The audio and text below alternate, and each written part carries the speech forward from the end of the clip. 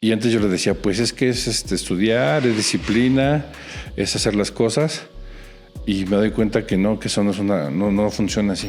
Ahora en el arte contemporáneo pues hay situaciones complejas que de repente no sabemos todo el proceso ni todo lo que lleva de investigación y criticamos el plátano pegado en la pared. Ya de ahí te das cuenta que el ser humano tiene la posibilidad de hacer tantas cosas, pero de repente esa parte se nos olvidó en algún momento, sobre todo en la adolescencia, que hacemos a un lado el dibujo y tenemos otras inquietudes, pero podemos desarrollarlo, retomarlo, y hay gente que tiene más habilidad porque observa más, nada más.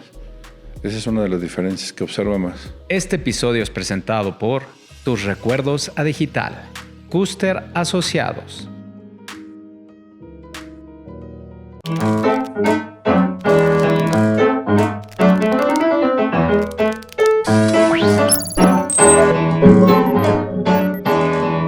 Hola amigos, bienvenidos a otro episodio más de su podcast A Nadie Más Le Importa. Quiero aprovechar este momento para dar las gracias por suscribirse, por compartir y para que este proyecto siga creciendo. Recuerden que todos los martes hay un nuevo episodio a las 6 de la tarde en YouTube y una hora y media más tarde en Spotify. Y también nos pueden seguir por las redes alternas como LinkedIn, Instagram, TikTok.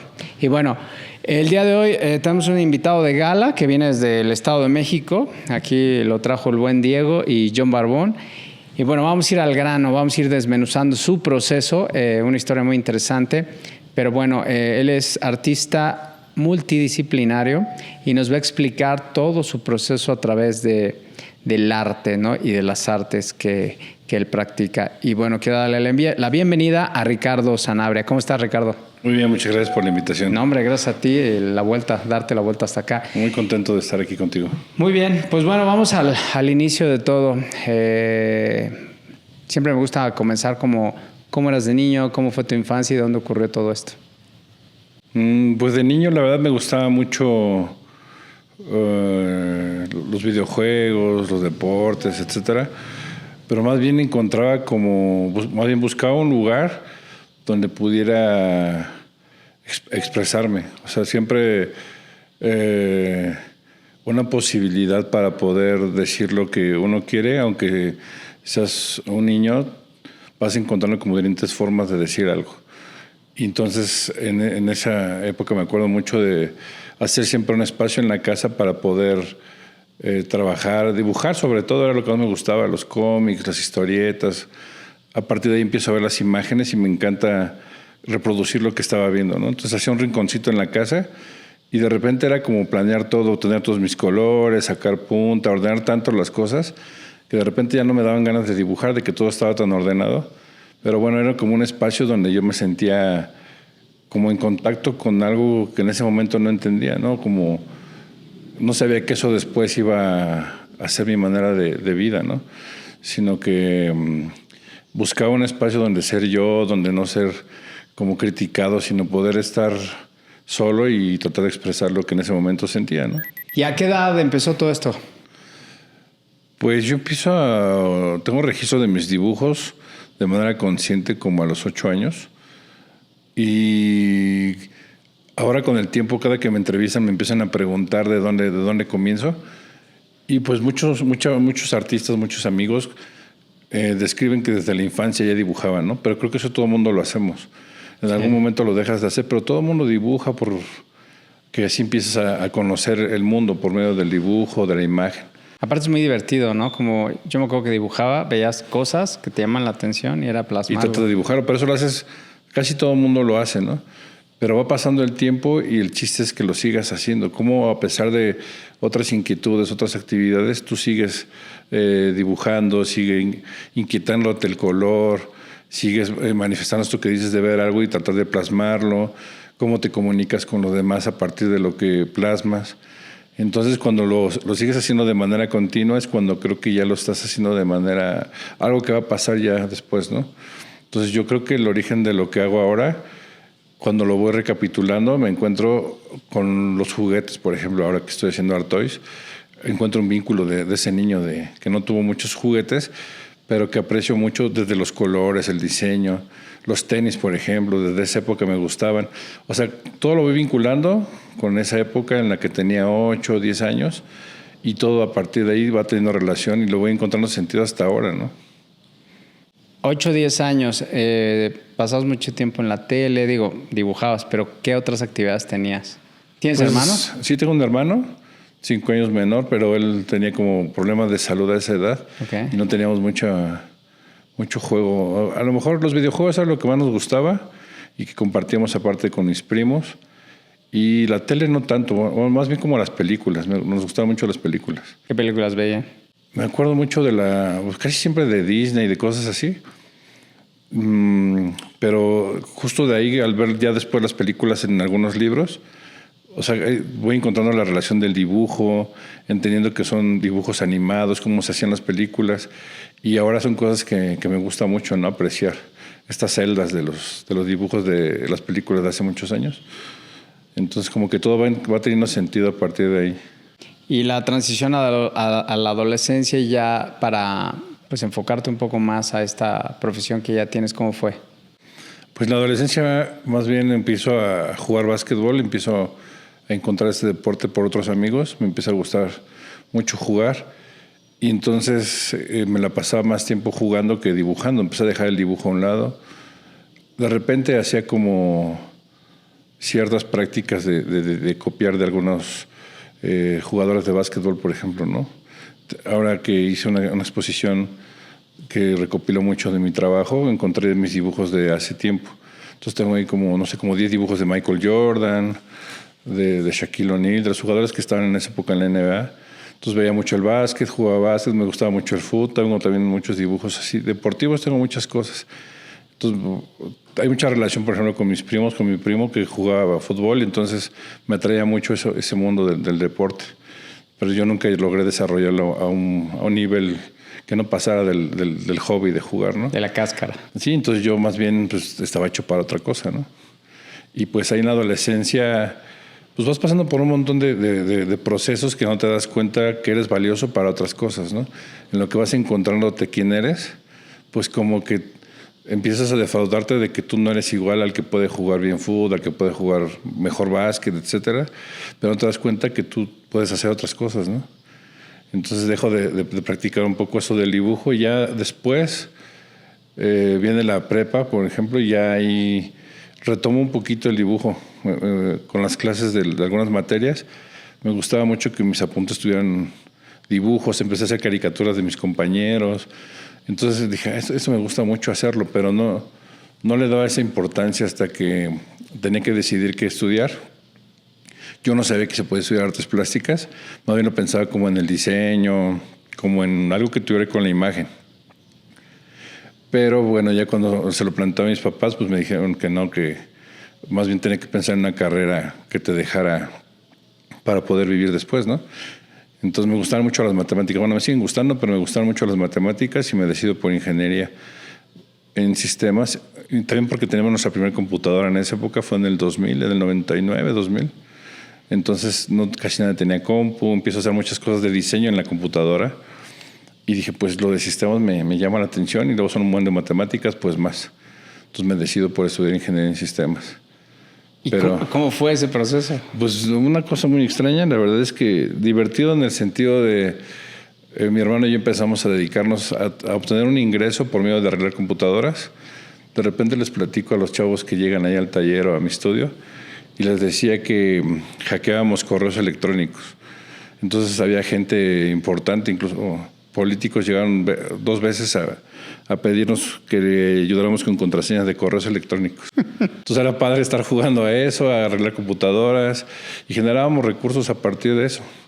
Entonces yo esos recursos los usaba para comprar cómics, tarjetas, comprarme unos tenis. Entonces regresaba siempre a eso que no tuve y que me gustaba visualmente, ¿no? Estudié 1 año y medio sistemas y dije, no, yo creo que tengo que hacer otra cosa porque esto no me gusta, como yo pensaba. Me quedaba muy lejos de la escuela, el transporte, hacía 1 hora a la escuela y dije, no, esto no. Me cambio a la universidad y hago examen y otra vez quedo. Y estudio 8 semestres, casi no, sí, iba a pasar a 9º. Me faltaban 2 para terminar ingeniería en computación.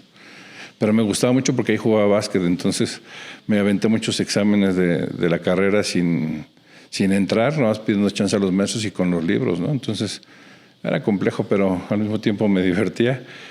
Y justo antes de terminar, pues dije, no, si sigo yo y termino esta carrera, voy a tener que dedicarme toda mi vida a eso y no quiero, ¿no?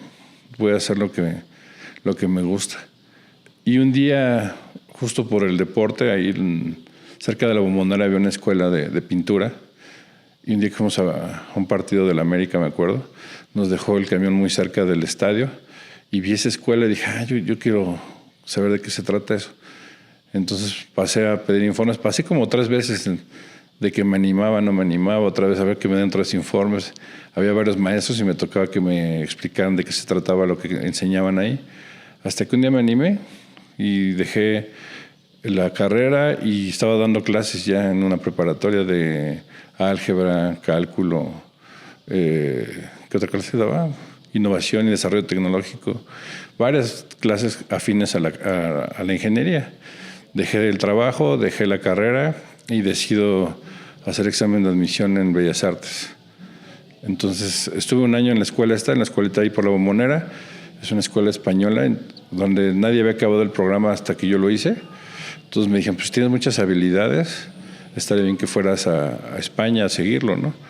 Pero yo dije, no, antes de irme a España necesito aprender más cosas, ¿no? ¿Qué edad tenías? Tenía 24. Wow. Tenía 24 años y yo ya estaba... Ahí te enseñan mucho, por ejemplo, las cosas básicas del arte, uso de materiales, pero copiaba yo imágenes. O sea, te enseñaban por medio de la copia de imágenes de cosas ya hechas, de fotos, de obras de otros artistas. Pero voy a Bellas Artes, hago examen de admisión y me aceptan. Y no había límite de edad, pero los maestros como que no querían que yo entrara porque traía lo de las 2 carreras truncas. O sea, buscaban en la escuela que no hubiera una desestabilidad con los alumnos, que como no me conocían, o sea, como que era más grande que los que pasaban de prepa. Era como difícil, al final me aceptan. Entro a Bellas Artes y pues me di cuenta que el arte era otra cosa, ¿no? O sea, que no era estabilidad manual o técnica de poder observar y poder hacer las cosas como las ves. O sea, ese tiempo que estuve en otra escuela, podía reproducir cualquier imagen y me quedaba así idéntica, ¿no? O hice muchos retratos y me quedaban igualitos o cosas así. Entonces ya cuando vas a la escuela y te das cuenta de todo lo que implica el arte, pues son muchas cosas, ¿no? Que no solo es la técnica, ni solo tu habilidad manual para hacerlo.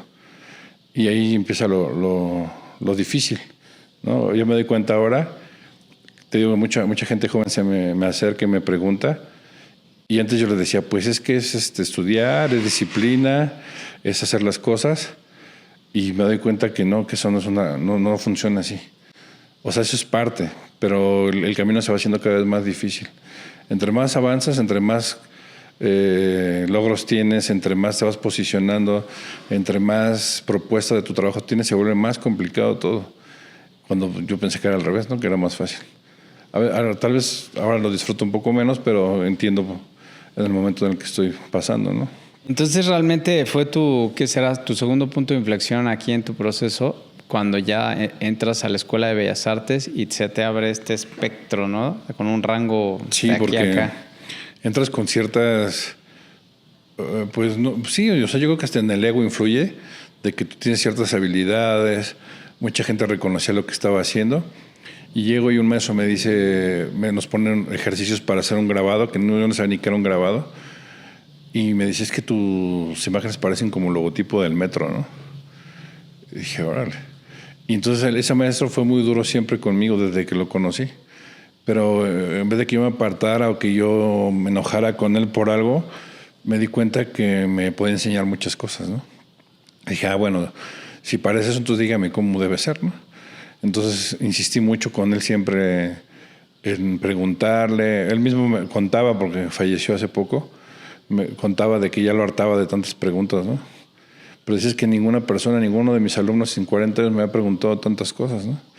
Y entonces era mi inquietud de saber y de conocer y de aprender y de ver qué leo, qué escucho, porque todo eso influye en tu vida como artista, ¿no? O sea, no es solo lo que ves, o no solo aprender una técnica, sino que la música que escuchas, lo que comes, a lo que huele, a todo eso influye en el quehacer diario de un artista.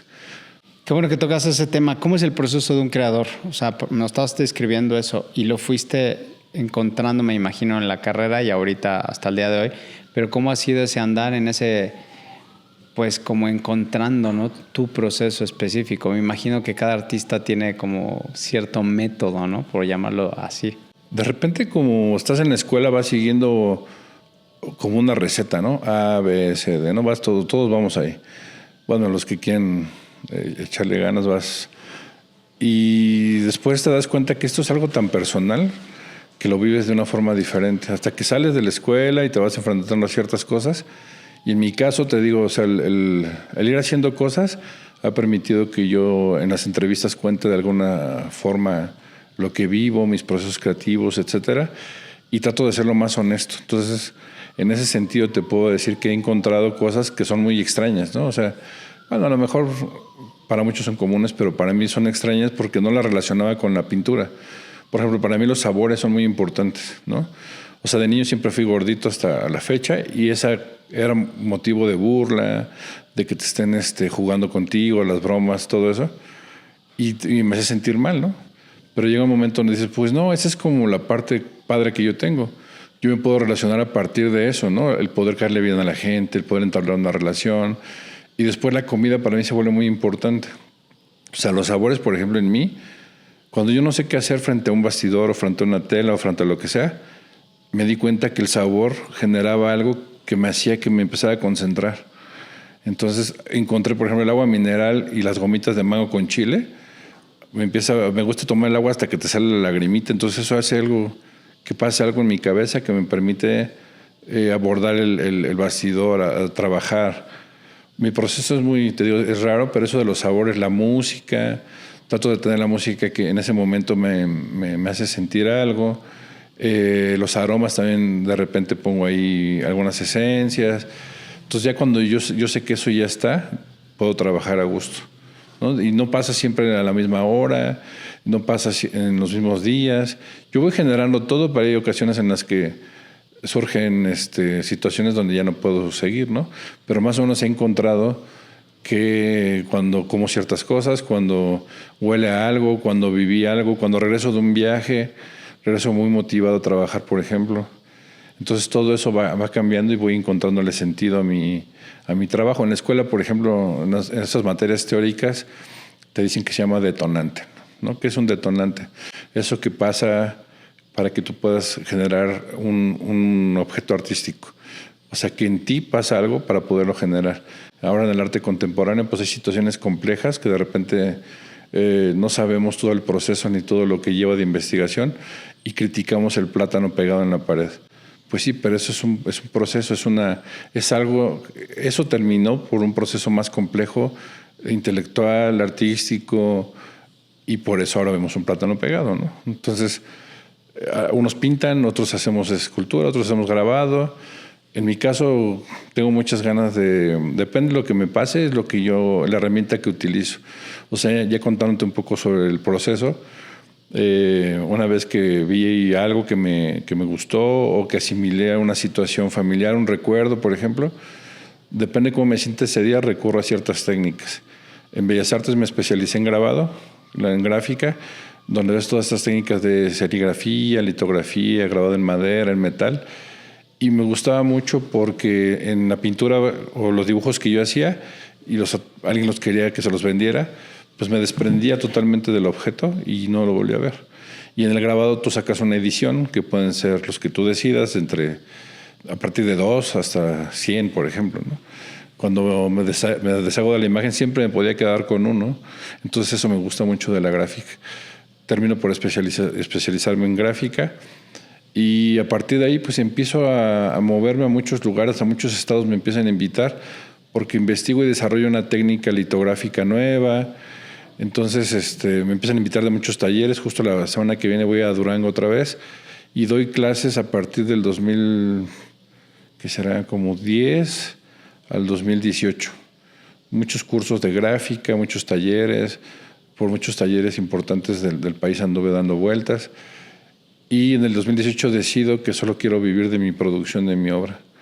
Entonces con mi maestro, que te digo, platicaba mucho, le decía, ¿usted cree que me pueda dedicar solo a producir? Decía, es algo muy difícil, ¿no? O sea, es complejo, porque son muchos factores, son muchas variables las que influyen, no solo tu talento, no solo las ganas de hacerlo, sino que influye el mercado, el público, tu contexto. Son muchas cosas, ¿no? Tus relaciones públicas. Entonces, pues en ese momento que me lo decía, yo no entendía, pero dije, pues lo voy a intentar, porque si no, no voy a estar tranquilo, ¿no? O sea, yo quiero vivir de lo que hago, de mis imágenes, de mis ideas, de los objetos que yo genere. Y a partir del 2018 dejé de dar cursos, talleres y todo, y me enfoco en pintar, me enfoco en hacer gráfica, y entonces a partir de ahí, pues hasta ahorita sigo trabajando en ello, ¿no? Wow. ¿Y cómo ha sido ese proceso de brincar? Porque me imagino que también esta parte financiera, digo, eres bueno para los números, pero ¿cómo fue esa parte? ¿Fue fácil? ¿Fue difícil? Pues ha sido difícil hasta hoy, ¿no?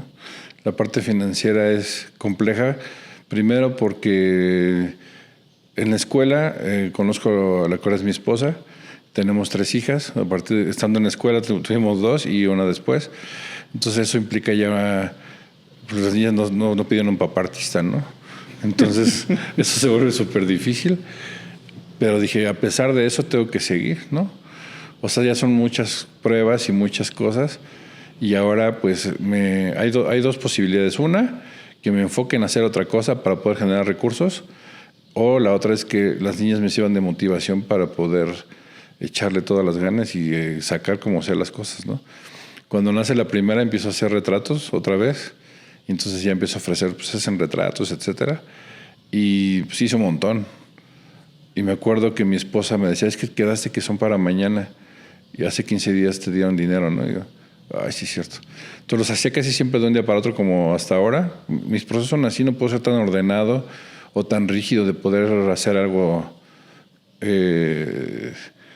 tan cuadrado, sino que en el momento en que lo siento, en ese momento lo voy a hacer, ¿no? Entonces desde ahí se vuelve complicada la situación, pero voy resolviendo primero con esos encargos de retratos y luego, cuando te digo en 2018, dando clases, dando cursos, y cuando en el 2018 decido solo vender mi obra, pues primero ajustando un precio. Desde el 2012 ya estaba vendiendo. Empecé a hacer grabados, a la gente le gustaban, empecé a hacer relaciones públicas, muy importante, y empiezo a generar coleccionistas. Entonces ya, esto es lo que estoy haciendo ahora, preventas, de todo. O sea, vendí en la escuela para generar recursos mientras estudiaba, pues vendí materiales de arte, vendí marcos, vendía de todo para poder seguir, ¿no? Y entonces ya con el tiempo, pues me di cuenta que esa es una esencia, y te digo, regreso otra vez a la infancia, y eso lo hacía desde niño, ¿no? Ahorita que mi primo Diego está ahí, que me trajo hasta acá, él sabe que yo desde niño sacaba una mesita con dulces y me ponía a vender dulces. Nadie me ponía a hacerlo. Yo le decía a mi papá que fuéramos a comprar mazapanes, palanquetas y todo, y yo vendía. No me daba pena. Y luego vendí mis juguetes, y luego vendía playeras, y luego hasta tenis, y vendí tarjetas de básquet, un montón de cosas. Y ya en la carrera, te digo, materiales, conseguí papel con un productor de papel mexicano. Ahora trajimos papel de Italia, y pues toda vez sigo haciendo negocios a la par que permitan que siga fluyendo la independencia creativa, que no necesite yo hacer un encargo, que yo pueda hacer lo que quiera y que eso sea lo que la gente consuma. Muy difícil, pero pues ahí vamos en el camino. Y en este andar has tenido reconocimientos, galardones. Cuéntanos un poco de todo ese pasaje que es como también parte de ser artista. Mira, en el 2009, yo entré a Bellas Artes en 2008, en el 2009 iba en segundo de la escuela y empiezo a ver que hay convocatorias para diferentes concursos, sobre todo de grabado, que era lo que estaba haciendo en ese momento, y decido participar en un concurso anual, sí es anual, del Quijote de la Mancha en Guanajuato. Entonces, muchos artistas con trayectoria dentro del grabado habían quedado, han ganado, les han dado algún reconocimiento. Mi maestro le habían dado una mención honorífica en los años 80. Digo, pues yo voy a mandar. Entonces hice una imagen que la tengo muy presente, que es con técnica de grabado en madera que estaba aprendiendo en la escuela, pero lo metí con cosas digitales que ya hacía desde hace mucho. Y entonces quedó algo muy padre, la mandé. Y eso fue como en julio del 2009. Y en ese año fuimos al Cervantino, que era la época de la premiación de ese concurso, y andamos en el Cervantino, fui con un amigo a vender grabados. O sea, nuestra intención era vender lo que hacíamos. Pusimos un puesto allá afuera del Teatro Juárez y nos corrieron. Bueno, un montón de cosas que nos han pasado. Pero lo padre de ese viaje fue que me enteré que yo había quedado seleccionado con la obra que había mandado en julio y me dieron una mención honorífica. Entonces tenía que ir al museo, como a los 15 días de que estuve yo por ahí, tenía que ir a recoger mi mención. Entonces ya llegando a la casa, me acuerdo que mi mamá me acompañó esa vez y fuimos a recoger. Te daban un reconocimiento así grande, muy padre, y tu trabajo expuesto. Solo seleccionaban a 10 personas, ¿no? Y entonces esas cosas, depende cómo las tomes, porque pueden ser como que en tu ego tú crees que puedes ser superior a alguien, pero más bien yo fui entendiendo que esos eran como pruebas de que podías seguirlo intentando. O sea, de repente buscas algo que te diga, pues sí, no eres tan malo, síguele, ¿no? Entonces eso fue pasando. Ganó en ese año, el siguiente año ganó un concurso estatal, luego me dan una beca, luego el Premio Estatal de la Juventud del Estado de México, lo gano en primer lugar en dibujo. Entonces fui logrando ciertas cosas que te iban dando como esperanza de que ahí vas, ¿no? De repente, eso es necesario para entender que no estás tan equivocado en lo que decidiste hacer o en lo que estás haciendo, ¿no? Y justo ahora, hace unos días, mandé un grabado a la Bienal Shinsaburo Takeda en Oaxaca. Es algo que se hace cada 2 años, un concurso de grabado, y quedé seleccionado apenas ayer me llegó.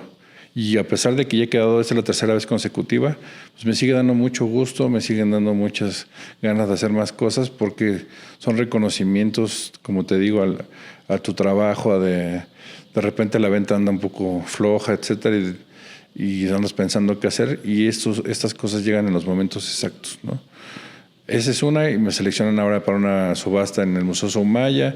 O sea, empiezan a pasar cosas ya de otro tipo que me siguen haciendo feliz, como cuando eras niño y te llevan tus cuentos de colorear, tus colores nuevos que no eran tan chafitas, unos Prismacolor. Se siente igual, ¿no? O sea, y eso es increíble.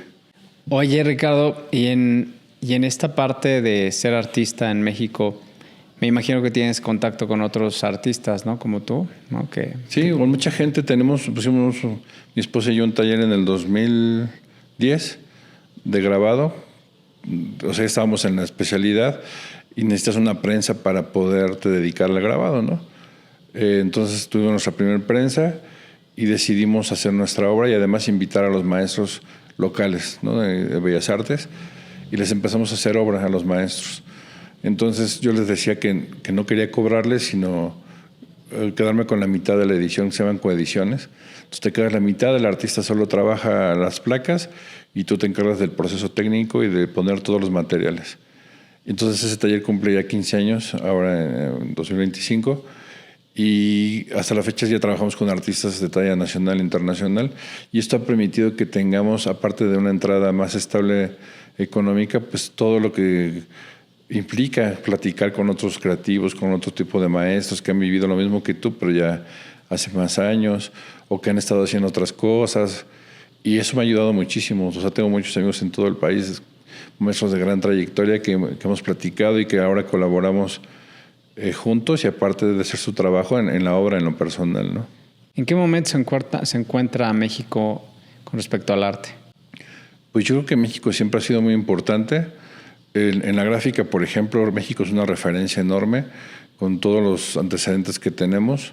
José Guadalupe Posada, que es de los máximos que tomamos en cuenta, pero muchos artistas han hecho gráfica, por ejemplo.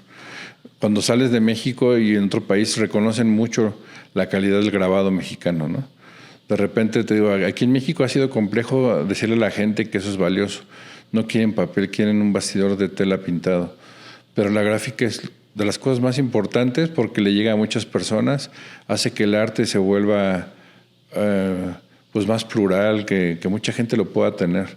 Y entonces es reconocido a México por un país que ha aportado muchas imágenes, sus artistas han aportado mucha arte gráfico al mundo, ¿no? te decía de Posada, pero luego viene el taller de gráfica popular, donde hay mucha gente trabajando, Leopoldo Méndez, Celia Calderón, muchísima gente que hizo gráfica en esa época.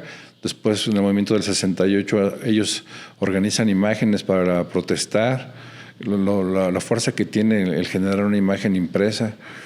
Y poco a poco ha ido cambiando el contexto del mundo y la gráfica sigue estando vigente, ¿no? Vemos que siguen vendiéndose serigrafías, por ejemplo, de Andy Warhol. En el mundo la gráfica ha sido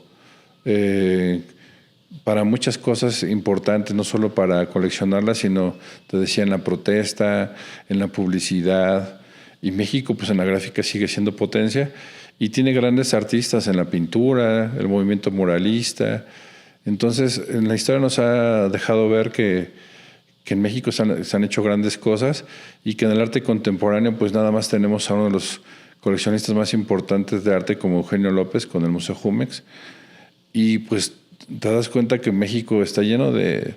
La cosmogonía de los mexicanos hace que podamos generar tanto, o sea, no solo en las artes plásticas, sino en la música, en otras ramas del arte que van influyendo y que en las artes visuales, en las artes plásticas no se quedan atrás, ¿no?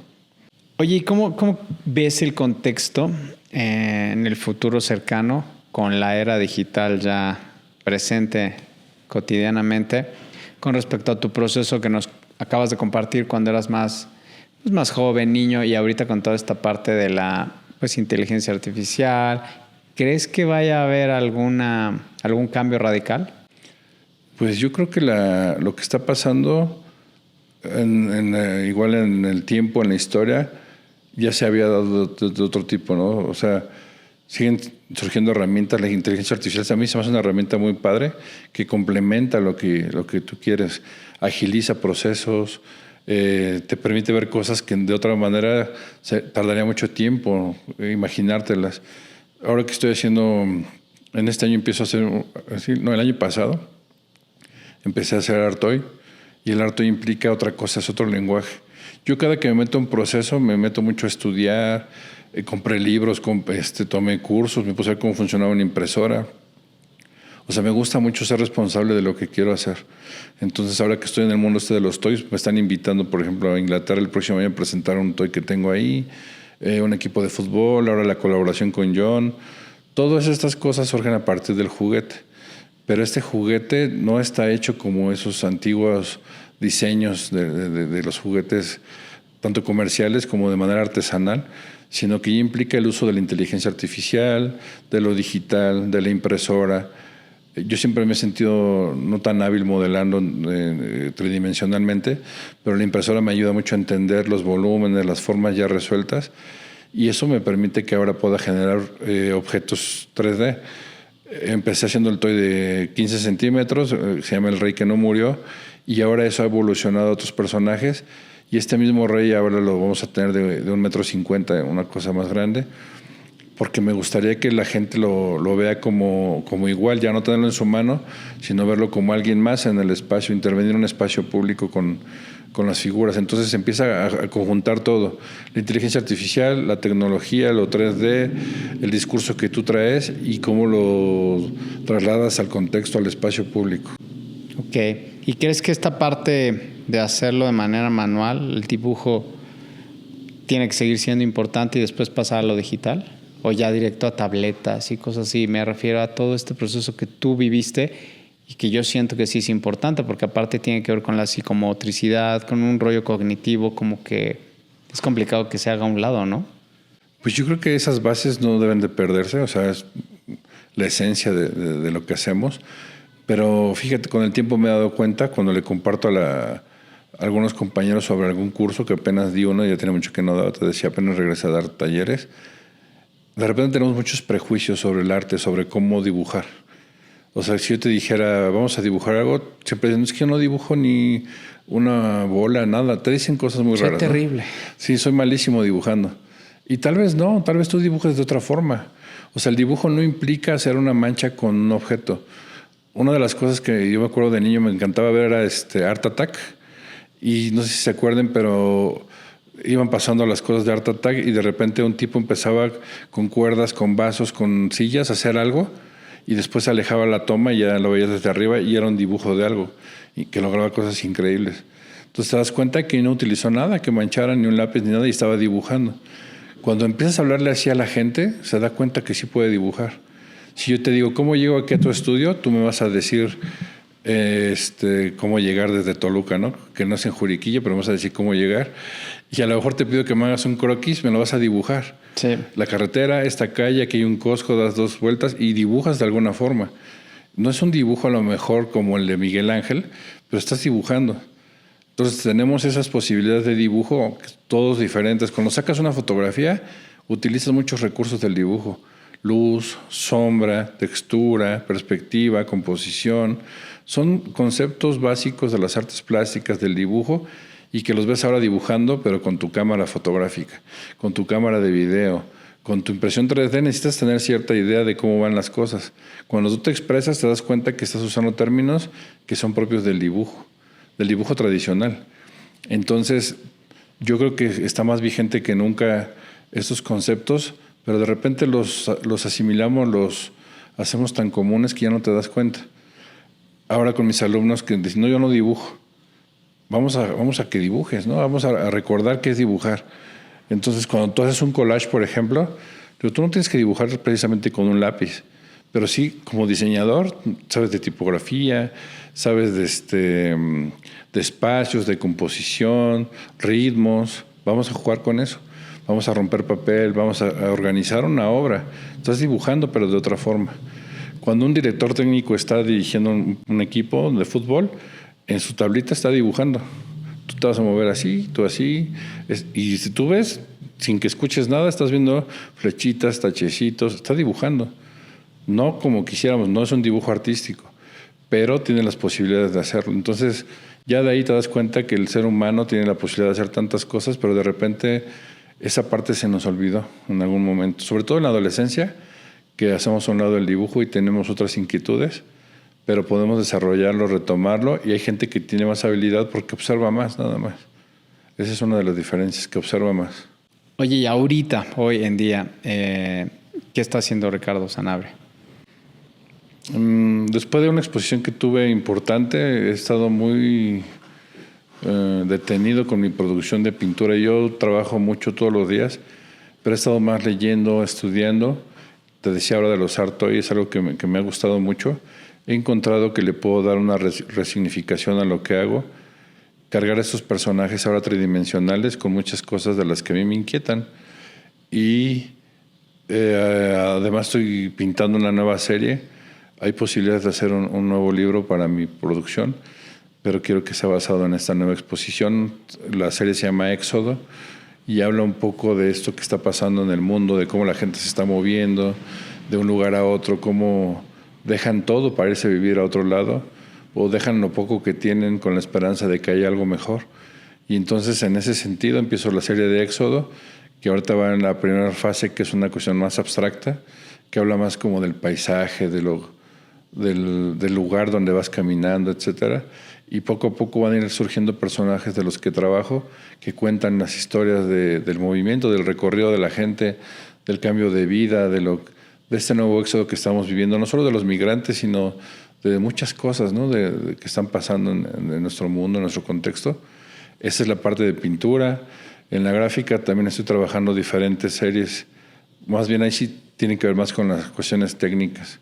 Estoy probando nuevos materiales y con los toys pues estoy generando esta nueva colaboración con John de un nuevo personaje para su marca y otros proyectos que tengo ahí con marcas de un equipo y de una farmacia. Entonces, de repente se vuelve algo así como muy extraño porque en la escuela te enseñan ciertas cosas, ciertos procesos, tú los asimilas como que es la única posibilidad, pero cuando estás afuera y te das cuenta que puedes hacer tanto, que pues ya estoy en lo de los toys, estoy pintando, estoy dibujando, estoy dirigiendo el taller, estoy haciendo gran formato, obra de gran formato me gusta mucho, porque siento que impacta de otra forma al que la observa, te sientes parte de la obra. Entonces, trato de todos los días anotar, escribir, estudiar. Todos los días tengo que ver algo de arte o estudiar o leer, porque eso todo, me la paso hablando de eso, ¿no? De lo que hago Con mis hijas les hablo de arte, en las pláticas de la gente que llega. Pues a todo el mundo le hablo de lo importante que podría ser el arte en nuestra vida. Ahora con la pandemia nos dimos cuenta de lo importante que son todas estas actividades, la música, la pintura, cómo puedes... Cocinar. Hay un montón de cosas así, ¿no? Emocionalmente era como una forma de escape, de poder sentirte mejor, ¿no? Yo viví una pandemia muy fuerte al enfermarme y esto fue otro parteaguas enorme. Yo creo que es el único en mi vida así tan fuerte. Estar al borde de la muerte es algo increíble que te cambia para siempre la manera en la que percibes y ves todo. Te das cuenta de lo importante que son las cosas, ¿no?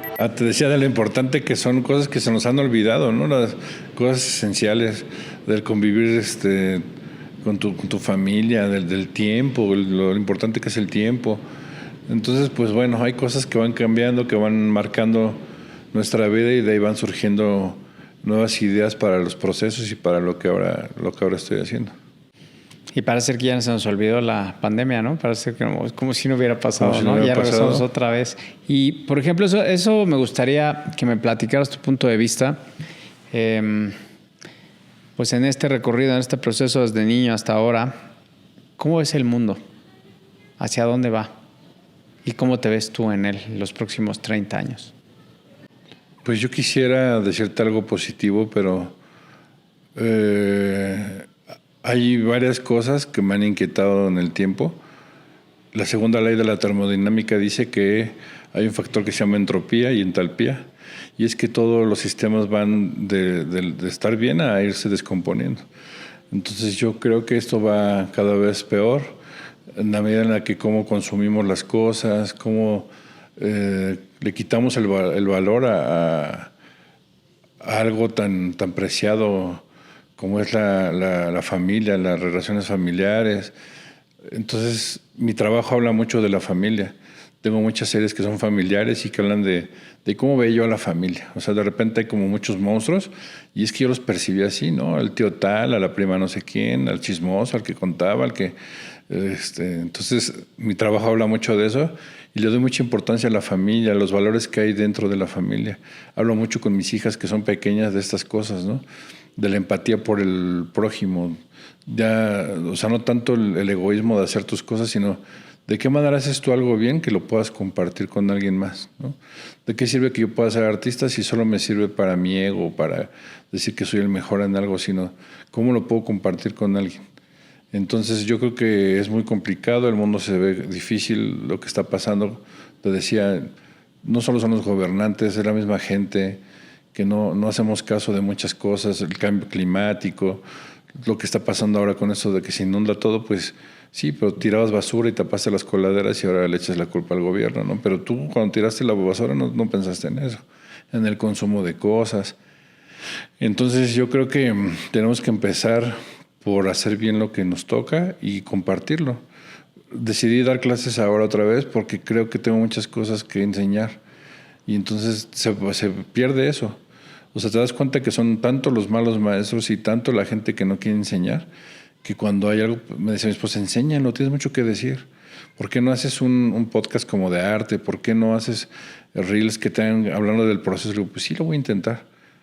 O sea, siento que requiere mucho tiempo, es una profesión diferente, pero creo que hay mucho que decir, que enseñar, te digo, del arte y de otras cosas, ¿no? O sea, yo entiendo como la enseñanza y lo que tiene uno que aprender de otra forma. Los sistemas educativos son obsoletos, ya de eso no se aprende. Mi hija estaba en la secundaria y ya me decía, ya no quiero ir a la escuela. Y no digo, si sacas buenas calificaciones, lo pienso, ¿no? Entonces saca por los 10 y te das cuenta que no es por ella, sino por cómo no enseñan, por cómo los maestros ya nada van a cumplir, a firmar. Entonces decidí que mis hijas no vayan a la secundaria, por ejemplo. Pero eso no significa que no van a aprender, ¿no? Tienen actividades matemáticas, Colegio Nacional de Matemáticas, inglés, música, arte con nosotros. O sea, todo lo que nosotros pensamos, su mamá y yo, que puede servirles para el futuro. ¿Cómo puedes negociar? Le digo, ¿cómo puedes negociar algo, hija? Le encanta vender su joyería, sus bisutería que ella hace. Le digo, tienes que aprender a negociar, a darle un valor a tu trabajo y cómo lo puedes negociar. Todo en esta vida es negociar, ¿no? O sea, todo lo que tú quieras. Tú cuando vienes a pedir un permiso estás negociando.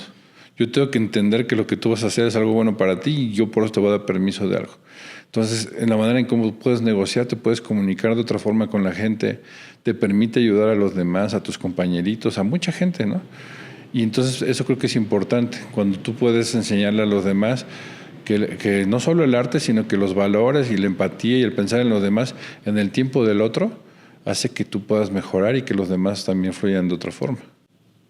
Qué valiosas palabras, porque me quedo mucho con lo que comentas de que cuando estábamos niños, lo veo con mi chavo, tiene 6 años, y yo dibujaba mucho, y lo dejas, y lo pierdes, pero no de una manera sana, sino porque lo olvidas, pero realmente todos tenemos la capacidad y dibujar. Digo, hoy en día puedo empezar mal, como dices tú, pero si no tengo prejuicios, sí es una actividad muy terapéutica pero te puedes perder y realmente te quita muchas cosas, abres un espectro diferente en tu mente, en tu alma, justo pues para no estar tanto viendo tanta porquería, ¿no? Yo creo que cambia totalmente la forma en que percibimos el mundo, todo. De repente lo que necesitas es una guía, ¿no? O sea, hay personas que dicen que son autodidactas en esto del arte. Yo no creo en eso. O sea, si fuera eso, no necesitarías que alguien te dijera que una cuestión técnica que te vas a tardar años en encontrarla. Con un solo consejo lo puedes cambiar en segundos. Entonces, cuando alguien dice que no sabe, a lo mejor no le han dicho qué tiene que observar. Es que no has visto que la distancia de un ojo y otro es el mismo tamaño de otro ojo. Pues te quedan muy juntos. O sea, son cositas que solo le tienes que decir una sola vez. ¿Qué es proporción? Si tú comparas un objeto con otro, ¿qué tamaño tiene uno con respecto a otro? Cositas que le van cambiando la perspectiva al que dice que no dibuja. Y después hacen cosas muy padres. Tengo una alumna, yo le digo que ella es mi maestra, pero la tuve en un curso ahora y fue mi alumna hace 13 años que daba yo cursos, tiene 89 años y pinta increíble. Le digo, güera, es que usted lo trae, usted dibuja padre, pinta increíble y todo lo hace bien porque tiene mucha sensibilidad, mucho sentido común, mucha intuición. Entonces no es que a ella le hayan enseñado a dibujar de cierta forma, sino que al desarrollar todas estas habilidades, todas estas como dones, pues le hace que ahora pueda hacer lo que quiera. Entonces, pues si una persona con esa edad tiene el vigor de seguir haciendo cosas, te enseña, ¿no? O sea, yo con la pandemia he tenido muchas secuelas que no me dejan todavía, pero digo, pues una persona tan grande me está diciendo que sí puedo hacerlo, ¿no? Entonces, te digo, el arte cambia la perspectiva, la visión, la vida de la gente, el cómo convives, el cómo te comunicas, y creo que eso es lo importante de seguir haciendo cuestiones artísticas. ¿Es difícil ser artista aquí en México a comparación de otros países? ¿Con gente que has intercambiado ideas? Pues es que es complejo el término, ¿no? O sea, de repente en la misma comunidad todos son artistas. Y tú ves lo que hacen y dices, híjole, no creo que seas muy artista. ¿No? O sea, tiene que ver con muchos factores, pero yo creo que México es un país muy bonito para crear. Tenemos todas las condiciones para hacer lo que queramos. Me ha tocado estar, por ejemplo, en Cuba con muchos amigos y amigos increíbles que son súper talentosos, que hacen cosas con lo que sea. La primera vez que fui dije, ¿cómo es posible que en un país donde no hay nada hagan cosas tan increíbles, ¿no? En México yo tengo todo, ¿no? De repente puedes que no tengas un material caro, pero sabes que ahorrando, juntando, esforzándote lo puedes lograr. Allá aunque tengas el dinero no puedes comprarlo, no existe. Entonces, ¿cómo esas cosas te ayudan a valorarlas, a verlas de otra forma? En México hay un circuito de arte, hay galerías, hay gente con posibilidades de comprar, hay coleccionistas, hay colecciones importantes de gente particular, hay museos de los países que más museos tienen en el mundo. Entonces, México es uno México. de los... ¿Sí? Entonces, todo eso hace que tengas posibilidades de hacer, ¿no? Más bien depende mucho de lo que tú tengas. Otra vez te digo lo de los jóvenes, les decía, ser artista es como tener un pastel, tiene que ser un ejemplo de comida para que funcione, y cada rebanadita es una cosa. Una rebanadita es el talento de artista que tienes, eres súper talentoso, qué bueno, Pero para ser artista necesitas más rebanadas. Una es las relaciones públicas, otra es cómo hablas, otra es cómo te preparas, otra es lo que escuchas, otra es lo que cómo compartes. Y todas esas te van a permitir ser un artista de veras, ¿no? O sea, no nada más el que vende caro, o no solo el que es bien malo y dice que es artista, o no solo la pretensión, sino realmente enfocarte en ofrecer algo de calidad a la gente. Entonces, mientras más rebanaditas tengas, tienes más posibilidades. Venía platicando con mi primo sobre el fútbol de Cristiano Ronaldo y Messi. Y yo le digo que yo admiro mucho a Cristiano Ronaldo sobre Messi, mucho más. O sea, para mí es incomparable. Le digo, creo más en el esfuerzo, creo más en la dedicación, en la constancia, en lograrlo paso a paso. Y lo veo en el arte. O sea, el deporte se me hace muy similar al arte. Es la dedicación, la constancia, el estarlo haciendo para ir logrando algo. Hay mucha gente talentosa, como Messi, en el fútbol. Yo lo veo en el arte. Yo cuando entré a Bellas Artes, yo veía gente súper talentosa. Dice, híjole, estos cuates son muy buenos. Mayores y en mi grado, ¿no? Y ahora los ves y pues ya se quedaron ahí en el limbo. Los que más hacen son dar clases, pero muchos ya tienen otras profesiones, se dedican a otra cosa. Porque faltó lo otro, faltó talento sin disciplina. Cómo comunicas tu trabajo, ¿no? ¿Cómo le dices a los demás que lo que haces es valioso? Cuando es lo menos importante el arte. Se lo dije a una persona, a un coleccionista que me debía. Yo es que para ti todo es importante menos el arte. ¿Cómo si te estoy comprando? Sí, pero tiene 15 días que no me das dinero, ¿no? Porque seguramente pagaste muchas cosas, una comida cara tal vez. Entonces significa que eso es más importante que mi trabajo. O sea, de alguna manera es como para inquietar a la gente y decirle que lo que hacemos es importante, que lo que hacemos tiene un valor y que lo que hacemos debe ser respetado. Si quisieras, si pudiéramos encerrar en una idea para la audiencia que se lleven de ti, ¿cuál sería? Híjole, ¿Cómo te gustaría que te recordaran? Eso es complicado, pero me gustaría que pensaran que hay una persona que lo ha intentado, ¿no? Desde cero, porque de repente se piensa en esto de las palancas o de los contactos, más bien desde no conocer a nadie, de no saber nada de arte, y que con el esfuerzo, la disciplina, el estudio, el compromiso, puedes lograr algo.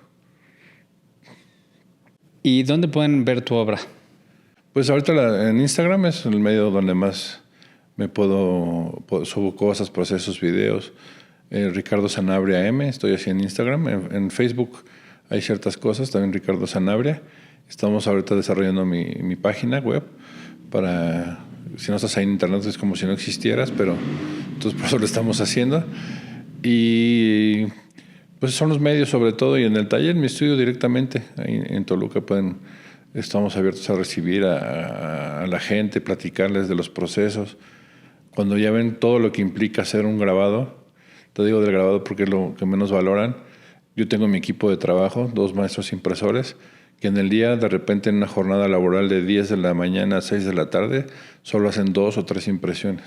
Entonces no es un plotter, no es una cosa digital que puedas estar haciendo, sino es una cuestión artesanal de eso. Eso de hacer gráfica, por ejemplo, en mi caso ha permitido darle trabajo a 4 o 5 personas que tienen su familia, y entonces el poder compartirle a la gente que con los procesos artísticos y de lo que menos se valora, pues les está ayudando a muchos a que sigan adelante también.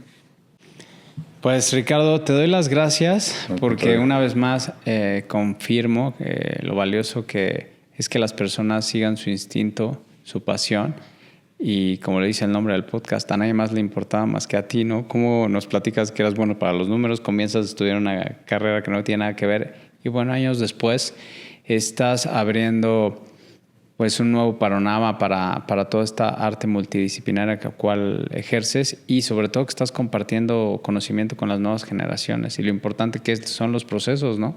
Ya ves que hoy en día estamos infestados de videos de cómo ser millonario a los 26 años, cómo ser un artista, sí. Y eso no existe. Tú eres el vivo ejemplo de eso, ¿no? Que no hay atajos, no hay nada instantáneo. Sí, muchas gracias por la invitación, y es muy padre poder compartir de repente cosas que nadie se espera que les diga, pero pues es que lo que va fluyendo y de lo que me voy acordando, cómo lo voy relacionando, y creo que todo debe ser como de manera orgánica, ¿no? en esta carrera yo pude haberme ya saltado varios escalones, pero creo que te regresas otra vez al que estabas. Entonces, mejor seguir paso a paso. La paciencia, que no es algo que yo tenga, pero eso me ha ayudado mucho a entender que es poco a poco y que en algún momento pues, pasan las cosas, ¿no? El trabajo, ¿no? Como le dices, trabajar, disciplina. Trabajo, disciplina, prepararte, seguirte estudiando, seguir preparándote, porque luego ves cada cosa. Entonces, todo eso es importante en el arte. Pues muchas gracias otra vez. Tío.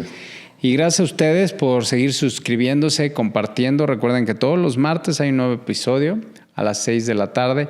Y bueno, dar las gracias a Ricardo y nos vemos en el siguiente episodio. Aquí nos vemos. Hasta pronto.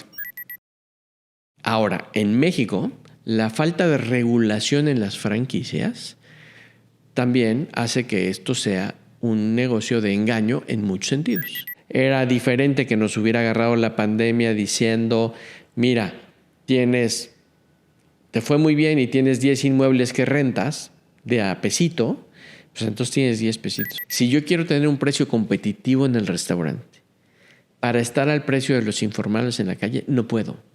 Pago seguro social, pago un aumento del mínimo, pago más vacaciones y ahora 40 horas, 8 horas menos de trabajo. Está bien. Si es el bien común, está bien. Pero entonces pon la cancha pareja.